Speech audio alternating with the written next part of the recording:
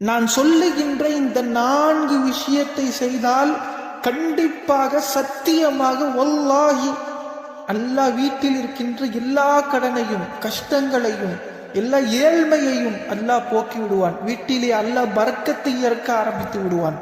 என்ன அந்த 4 விஷயம்?